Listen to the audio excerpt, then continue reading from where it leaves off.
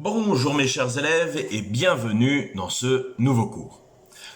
Alors, lors de ce nouveau cours, nous allons étudier une œuvre intégrale, qui va donc s'ajouter à la séquence sur la parole en spectacle.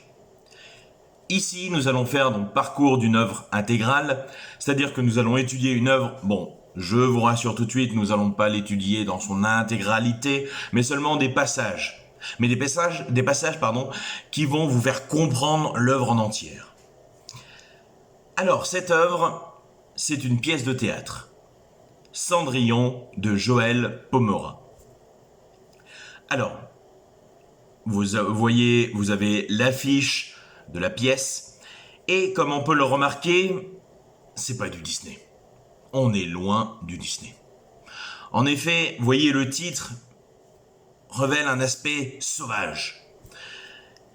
Avec ce caractère, vous voyez, cette police d'écriture brutale, et le sweat que porte la jeune fille, je suppose, ce qui serait logique, rajoute encore cet aspect brutal. Vous voyez, avec cette femme, ce dessin stylé d'une punk. Donc punk qui fait référence justement à ce mouvement contre-politique. Et voilà, donc déjà, on voit qu'on va pas être dans le Disney, car ici, nous sommes face à une réinterprétation d'une œuvre.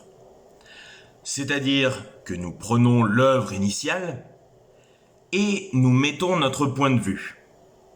Notamment, par exemple, Cendrillon de Disney est une réinterprétation. Et oui, ce n'est pas l'histoire originale. Non. L'histoire originale, c'est celle des frères Grimm. Et dans les frères Grimm, Cendrillon, c'est un peu plus costaud. C'est un peu plus sanglant. Et un peu plus noir, dark, c'est beaucoup plus réaliste. Disney en a fait une réinterprétation avec son point de vue, et là, Joël Pomera en a fait une autre. On a retrouvé ça notamment dans certains Disney, en l'occurrence, là j'y pense justement, par exemple Tarzan. Tarzan, vous avez eu bon nombre d'adaptations, notamment la dernière, qui est assez bonne d'ailleurs, qui ne va pas reprendre exactement le film, mais certains éléments. Et il va en rajouter d'autres, mettre de nouvelles histoires, mettre de nouveaux éléments, etc. Son point de vue. On a retrouvé ça aussi avec La Belle et la Bête, où vous avez un film américain, notamment avec la magnifique Emma Watson, et qui là par contre va reprendre vraiment le Disney. Et vraiment de chez vraiment. C'est-à-dire il y a rien de différent. On prend les bases et on fait la même chose. Après, il est magnifique, hein, le film. Mais vous avez une autre version française, cette fois-ci, un film français qui reprend l'histoire de La Belle et la Bête, mais qui est légèrement différent. Bon, on a toujours La Bête, La Belle, tout ça, classico, mais quand même, on a bien une différence de point de vue. Alors, ici, avec Cendrillon, on a vraiment un point de vue complètement différent, un point de vue beaucoup plus réaliste, beaucoup plus brutal. Donc, nous allons étudier pour cela, dans la séance 1, l'introduction. C'est-à-dire donc la première partie de la pièce de théâtre. Alors, vous avez donc l'affiche, vous avez ensuite la voix de la narratrice, suivie de la scène 2. Donc, c'est ces textes qui vont vraiment nous intéresser dans cette séance. Alors, deux choses. D'une part, vous allez la lire pour vraiment bien vous l'intégrer. Et en seconde partie, vous avez juste à regarder l'extrait vidéo que je vais vous mettre maintenant. Alors, concernant ce début, cette introduction à la pièce de théâtre Cendrillon, nous allons le voir de manière différente. Et notamment en deux fois. La première, ça va être avec le texte que vous avez sous les yeux.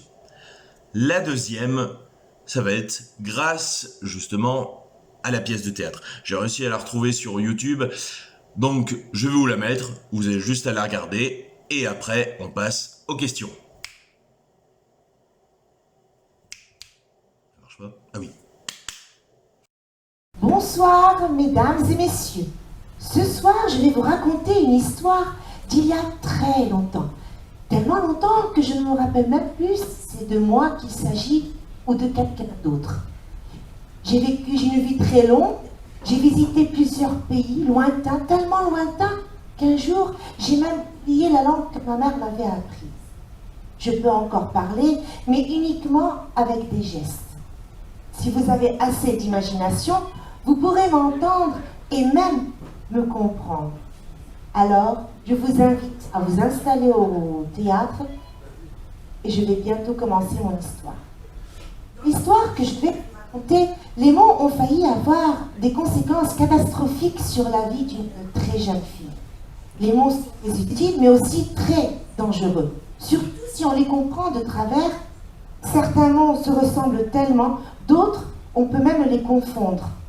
Un jour, la mère d'une très jeune fille qui avait assez d'imagination tomba gravement malade. Atteinte d'une maladie mortelle, elle ne sortait plus de sa chambre. Et elle parlait faiblement, tellement de façon faible qu'on avait du mal à la comprendre. Alors, on devait souvent la faire répéter.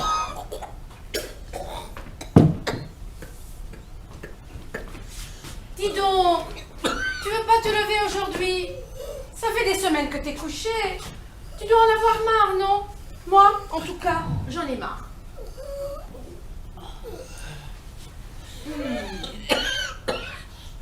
J'entends pas. Quoi? J'entends pas ce que tu dis, maman. Excuse-moi, mais il faut que tu parles plus fort. Je te l'ai déjà dit. Alors parfois, la très jeune fille se sentait obligée de faire comme si elle avait très bien compris. C'est ça, tu as tout le temps envie de dormir. Je le sais, ça. Tu dors le jour, oui, je sais. Et que tu es fatiguée. Je sais ça, maman. Que tu dors tout le jour. Tu l'as déjà dit, maman. Tu veux pas plutôt qu'on aille discuter, qu'on aille se promener au lieu de discuter? C'était pas simple de communiquer avec sa mère et ça la fatiguait. Alors, souvent, on demandait à la très jeune fille de la laisser se reposer. Et puis, un jour, on lui dit que c'était sans doute la dernière fois qu'elle la verrait. On lui dit qu'elle devait être bien courageuse et que sa mère voulait lui dire des choses importantes. La très jeune fille promit cette fois-là d'être encore plus attentive que les autres fois.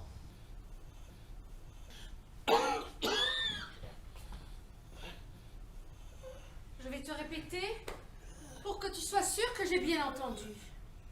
Ma petite fille, quand je serai plus là, il faut pas que tu arrêtes de penser à moi. Si tu arrêtais de penser à moi sans jamais m'oublier, je resterai vivant quelque part. Je te promets, maman, je penserai à toi chaque instant. J'ai compris que c'est grâce à ça que tu resteras vivant quelque part dans un endroit secret, invisible, tenu par des oiseaux. J'ai très bien compris que si je passais plus de 5 minutes sans penser à toi, tu mourras en vrai. Ne t'inquiète pas, maman, je te laisserai pas mourir en vrai. Je penserai à toi à chaque instant. Voilà, donc vous avez vu cette première partie. Alors après, bien sûr, vous pouvez regarder l'intégralité de la pièce, je ne vous l'interdis pas. Vous la retrouvez sur YouTube, normalement. Si vous voulez, je vous mettrai, si j'y pense, je mettrai le lien sur Insta. Alors, première question. Pourquoi est-ce utile de découper une pièce de théâtre en plusieurs scènes? Vous le savez, une pièce de théâtre, je suppose que vous en avez lu. Il y a toujours plusieurs actes, plusieurs scènes, etc. À quoi est-ce que cela sert? Là, je vous laisse réfléchir. D'ailleurs, en y pensant, ce que vous pouvez faire, et qui est très bien, c'est que vous pouvez d'ores et déjà répondre à toutes les questions de la feuille, y réfléchir, répondre avec des phrases, bien sûr, pas seulement avec des mots, Et ensuite, vous regardez la vidéo. Enfin, la suite de la vidéo. Comme ça, ce sera beaucoup plus simple et plus fluide et au moins vous aurez vu toutes les questions et vous comprendrez peut-être un peu mieux. Et du coup, si dans votre réponse vous avez juste, pas besoin d'écrire la réponse. Oui, je sais pas si je vous l'ai déjà précisé la dernière fois, mais si bien sûr le travail n'est pas fait, malus. En revanche, ça je crois que je l'ai pas dit, si le travail est bien fait, bonus. Donc vous êtes gagnante. Yes. Alors, vous pouvez écrire, j'expliquerai après. Cette découpe permet de suivre clairement le déroulement de l'histoire. Point. Pour la pièce, virgule, ces coupures sont importantes pour installer le décor et laisser le temps aux acteurs de se préparer. Point final. Alors, qu'est-ce que ça veut dire concrètement? Le découpage en plusieurs scènes, déjà ça permet d'éclaircir la chose, que ce soit beaucoup plus clair en différentes parties. Souvenez-vous, comme on en avait parlé justement avec l'argumentation, oui, quelque chose qu'on arrive à visualiser.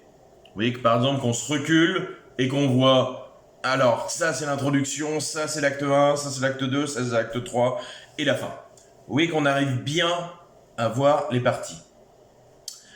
Et surtout pour les acteurs, pour le metteur en scène, tout ça, les coupures, en fait, ça leur permet d'installer le décor.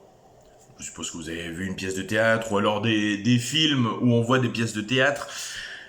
Et à chaque fois, quand il y a une coupure, oui, les gens se précipitaient, changer le décor, les gens qui changent de costume parfois, d'autres personnes qui arrivent dans les coulisses, etc.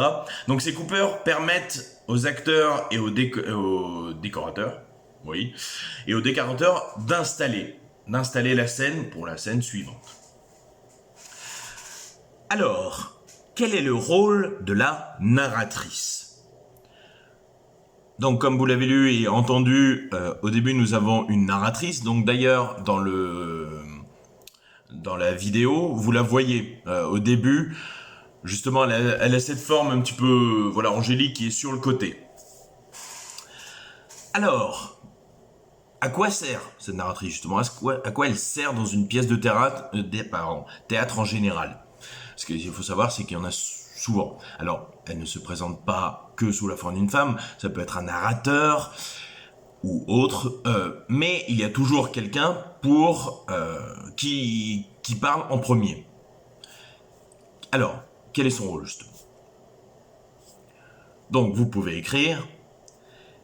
Elle installe la disposition scénique, virgule, c'est-à-dire qu'elle pose le décor et le ton de l'histoire, point.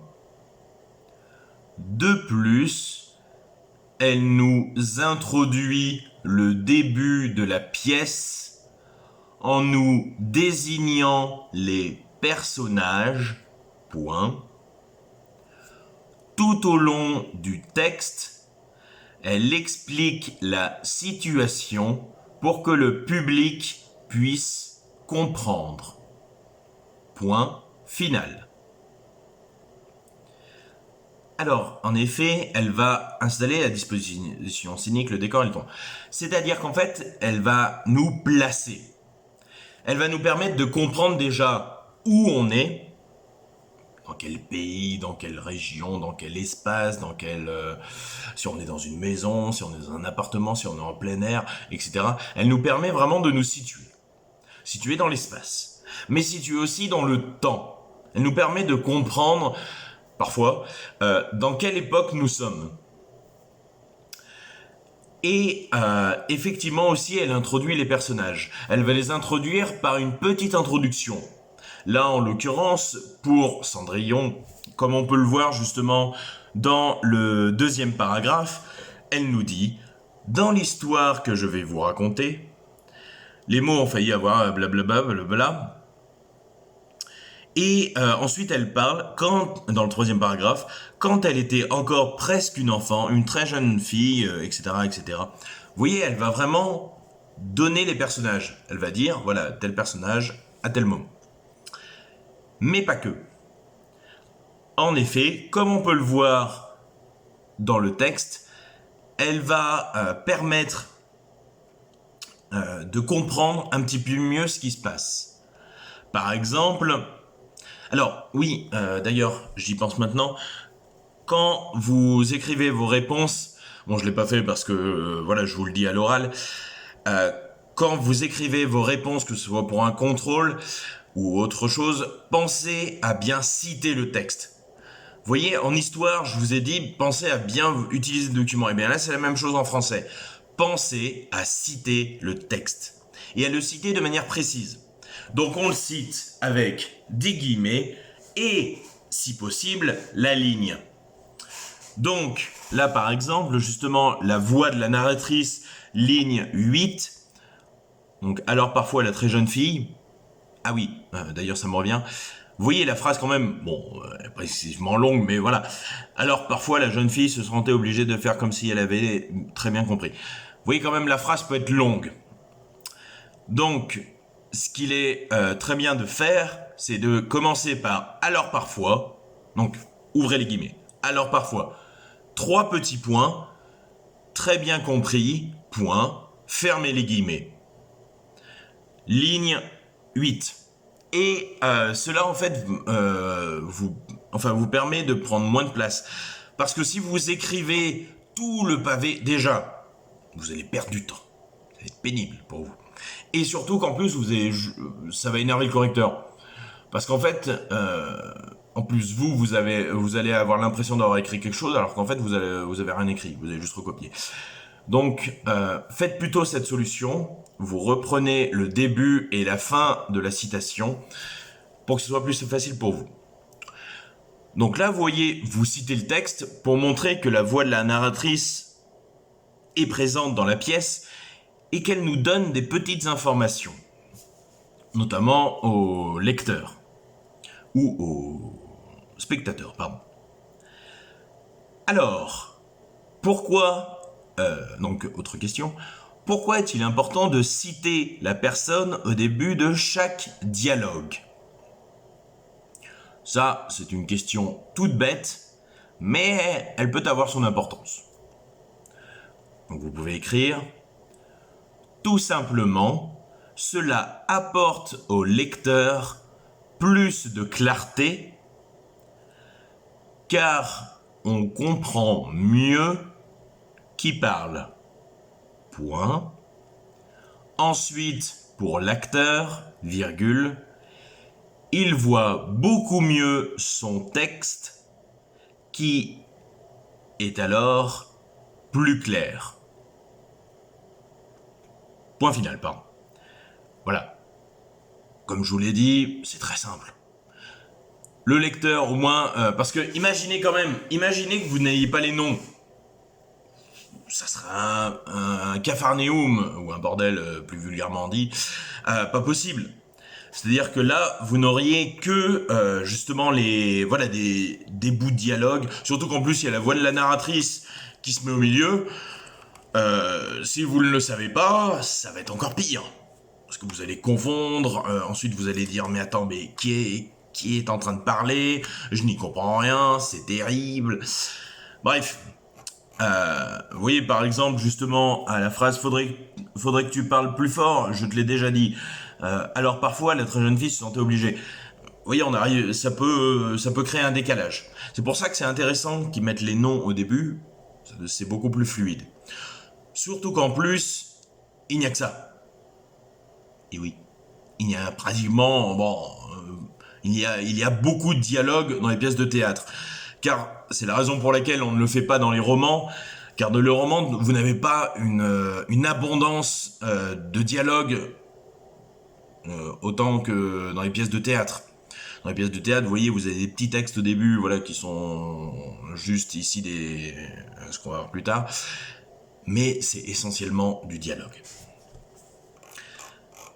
Alors, question suivante. Qu'est-ce qu'une didascalie? À quoi sert-elle dans le cadre du texte? Donc vous pouvez écrire. Alors là, oui, quand vous recherchez, par exemple, quand je vous donne qu'est-ce qu'une didascalie, là vous avez parfaitement le droit de vous aider d'Internet. Hein. Vous pouvez aller voir sur Larousse, etc. pour mieux comprendre. Bien sûr. Attendez, je règle l'éclairage. Oui, on est sur un truc de pauvre. Hein. C'est terrible. Ouais, je suis pas encore un grand youtubeur, hein, donc si vous voulez, demandez aux gens de s'abonner. Je vais gagner de la YouTube Money et j'aurai un plus gros matos. Yes. Alors, là, vous pouvez écrire. La didascalie est une indication donnée par l'auteur. Point. Elle sert au lecteur pour comprendre la situation. Point. Quand la pièce est jouée, virgule, la didascalie sert aux acteurs afin qu'ils sachent où aller, ou avec un accent, hein, où aller, virgule, comment réagir, virgule, 3 petits points. Par exemple, à la ligne 12, virgule, l'actrice sait qu'elle doit murmurer. Point final. Alors, voilà ce qu'est une didascalie. La didascalie, c'est ce que vous allez retrouver justement parfois tout le temps, entre parenthèses et en italique dans le texte. Comme je vous le dis, pour vous par exemple qui lisez ça, ça va vous permettre de comprendre le décor. Parce que, certes, il y a la voix de la narratrice, mais elle ne nous dit pas non plus tout. C'est-à-dire qu'elle ne va pas nous dire les déplacements, comment parle la personne, etc., etc.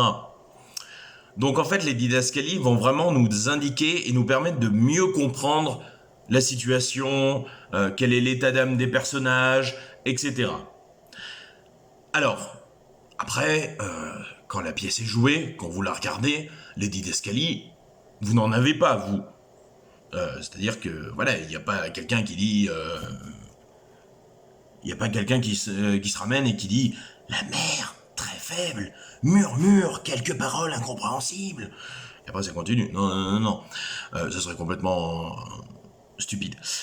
C'est pour ça que, justement, là, en fait, le spectateur n'a pas besoin des didascalies, puisqu'il a le truc sous les yeux. Parce que là, dans la vidéo, on voit très clairement que la mère, elle murmure. Et la didascalie, là par contre, va être utile pour les acteurs. Car pour un acteur, justement, ça va lui permettre de savoir ce qu'il doit faire. Est-ce qu'il doit murmurer, est-ce qu'il doit bouger, où est-ce qu'il doit aller, comment il doit se comporter, etc., etc. Alors l'acteur, il est assez libre de faire ce qu'il veut, de jouer un petit peu comme il veut, mais il doit quand même respecter ces didascalies. Parce que les didascalies, justement, ne sont pas là pour rien. Vous voyez, par exemple, la didascalie que je vous ai mis, et ça, vous voyez, par exemple, dans une question, vous pouvez répondre comme ça. Par exemple, à la ligne 12, l'actrice sait qu'elle doit murmurer. Ça, c'est très bien. Oui, je me jette des fleurs tout seul. Et alors Alors, là, justement, l'actrice sait qu'elle doit murmurer. Mais vous voyez, l'actrice, en l'occurrence, peut pas dire « Non, je vais pas murmurer, je vais crier. » Voilà, bim.